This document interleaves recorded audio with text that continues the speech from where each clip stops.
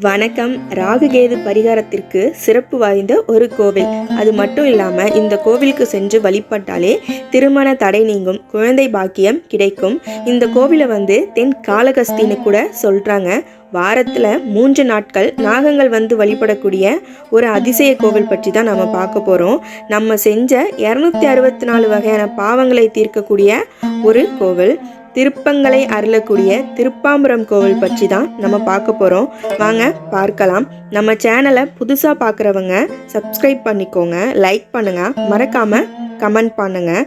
வீடியோவை ஸ்கிப் பண்ணாமல் ஃபுல்லாக பாருங்கள். திருவாரூர் மாவட்டத்தில் உள்ள திருப்பாம்புரத்தில் தான் இந்த சேஷபுரீஸ்வரர் திருக்கோவில் அமைந்துள்ளது. தேவார பாடல்கள் பாடப்பெற்ற தென்கரை தலங்களில் 59வது தலம் என்ற சிறப்பு இந்த கோவிலுக்கு உண்டு.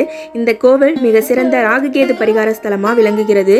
இந்த கோவிலில் உள்ள இறைவனை ஆதிசேஷன், ராகு மற்றும் கேது, அஷ்டம நாகங்கள் ஆகியோர் சிவன் ராத்திரியோட 3ஆம் ஜாமத்தில் வழிபட்டு தங்களோட சாபத்திலிருந்து விமோச்சனம் பெற்றிருக்காங்க. இந்த கோவிலில் பாம்புபுரீஸ்வரர் என்ற திருநாமத்தில் இறைவனும் வண்டார் பூங்குழலி அம்மை என்ற பெயர்ல இறைவியும் நமக்கு அருள் பாலிக்கிறார்கள். இக்கோவிலோட தல வரலாறு, ஒரு முறை கைலாயத்துல இருந்த சிவபெருமான விநாயக பெருமான் வழிபட்டிருக்காங்க.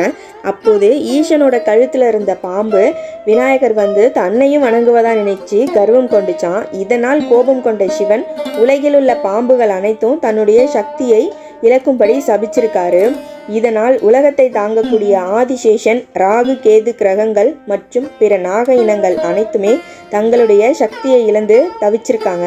அவர்கள் அனைவரும் ஈசனை வேண்டி பரிகாரமும் கேட்டாங்களாம். அதற்கு ஈசன் அனைவரும் பூலோகத்தில் உள்ள சேஷபுரி எனப்படும் திருப்பாம்புரத்திற்கு சென்று சிவராத்திரி நாளன்று என்னை வழிபட்டால் சாப விமோச்சனம் கிடைக்கும் அப்படின்னு அருளிருக்காரு.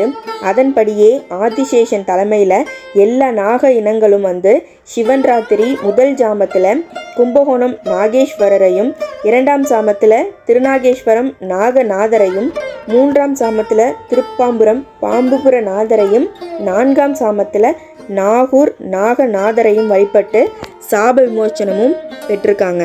திருப்பாம்புரம் கோவிலோட ராஜகோபுரம் கிழக்கு நோக்கி தான் அமைஞ்சிருக்கு. ராஜகோபுரத்துக்கு எதிரே ஆதிசேஷ தீர்த்தமும் காணப்படுது. மூலவர் சேஷபுரீஸ்வரர் கிழக்கு நோக்கி அருள் புரிகிறார். பூங்குழலி அம்மையின் சன்னதியும் கிழக்கு நோக்கி தான் அமைஞ்சிருக்கு. இது ஒரு ராகுகேது தோஷத்திற்கான நிவர்த்தி தலம்.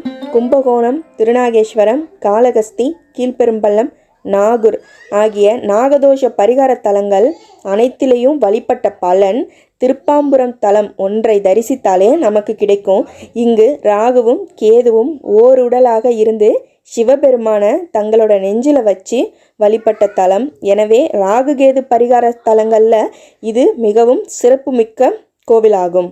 திருப்பாம்புரம் கோவிலை வழிபடுவதால் என்னென்ன பலன்கள் கிடைக்கும் பார்க்கலாம். இந்த கோவிலில் ராகுகேது பகவானை வழிபட்டால் கிரக தோஷம் நீங்கும். இந்த கோவில் பரிகார ஸ்தலங்களில் ஒன்று.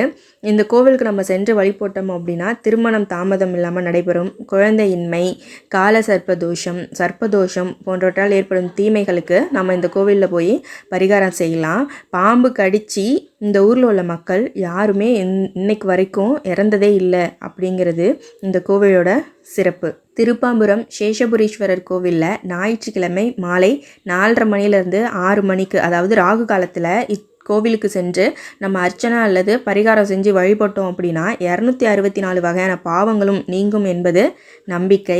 இந்த கோவிலுக்கு நம்ம எப்படி போனோம் அப்படின்னா, மயிலாடுதுறையிலிருந்து திருவாரூர் செல்லும் சாலையில் பேரளம் அப்படிங்கிற ஊரில் இறங்கி உள்ள 7 கிலோமீட்டர் போனோம் அப்படின்னா திருப்பாம்புரம் கோவிலுக்கு போயிடலாம். அப்படி இல்லை அப்படின்னா கும்பகோணத்துலேருந்து காரைக்கால் செல்கிற வழியில் கற்கத்தி அப்படிங்கிற ஊர்ல இருந்து இறங்கி 2 கிலோமீட்டர் உள்ளே போனோம் அப்படின்னா திருப்பாம்புரம் கோவிலுக்கு நம்ம போயிடலாம். நன்றி.